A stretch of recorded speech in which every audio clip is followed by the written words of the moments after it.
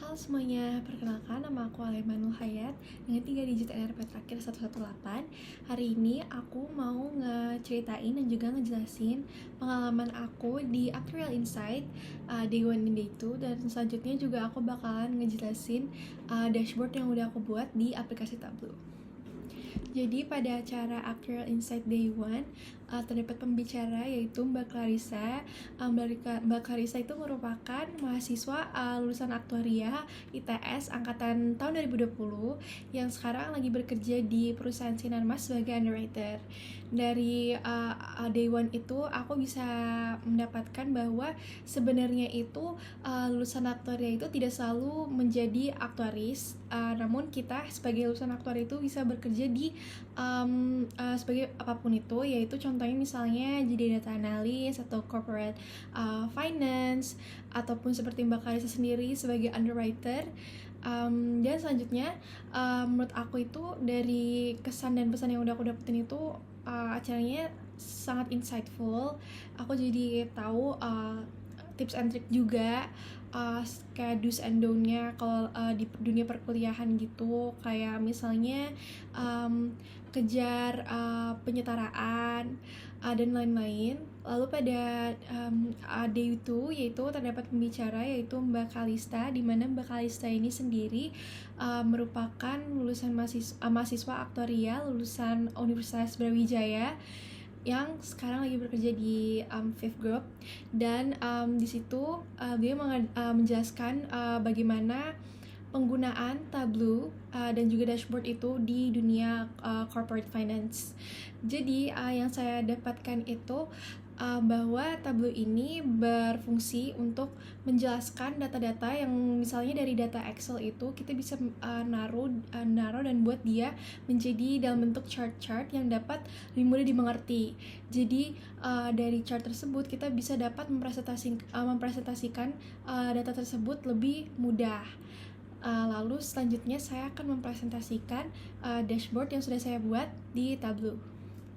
Baik, selanjutnya saya akan memaparkan hasil dashboard yang sudah saya buat di aplikasi Tableau. Pada di dashboard yang saya telah buat itu, saya membuat 5 chart yang isinya itu berbeda-beda berdasarkan data. Untuk pertama itu saya membuat pie chart yang berisi rate komisi persen pada tahun 2024. Nah, bisa dilihat di sini pada tahun 2024 rate komisi persen paling tinggi itu ada pada uh, platform PL03, di mana platform tersebut rate komisi persennya itu mencapai 2,5%. Lalu selanjutnya itu saya juga membuat chart untuk gross revenue per platform, di mana per platform sendiri ini paling tertinggi ada di platform Tokopedia, di mana Tokopedia itu gross revenue-nya itu mencapai 179 juta.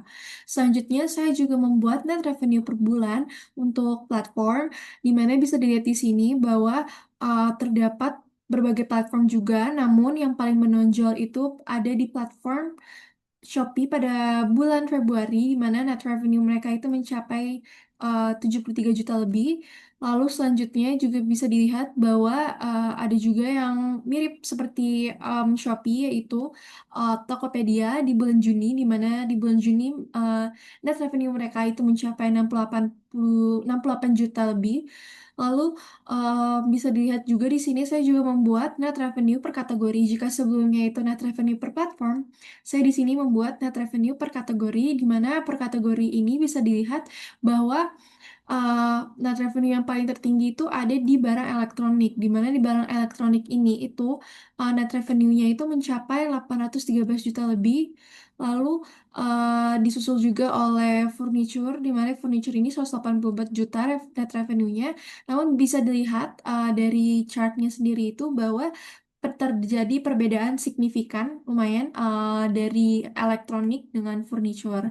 Lalu terakhir itu saya juga membuat chart untuk pembelian produk pada tahun 2024, di mana pembelian produk pada tahun 2024 itu yang paling tinggi ada di kemeja kasual, di mana data penjualan itu menunjukkan bahwa jumlahnya itu ada 49. Namun terjadi juga perbedaan yang sangat tidak jauh itu pada lipstick matte dan juga skincare set, di mana untuk lipstick matte itu jumlahnya 48 dan juga skincare set itu jumlahnya 47. Baik, sekian pemaparan saya mengenai Actuarial Insight Day 1 dan Day 2. Terima kasih sudah mendengarkan. Mohon maaf jika ada kekurangan. Terima kasih.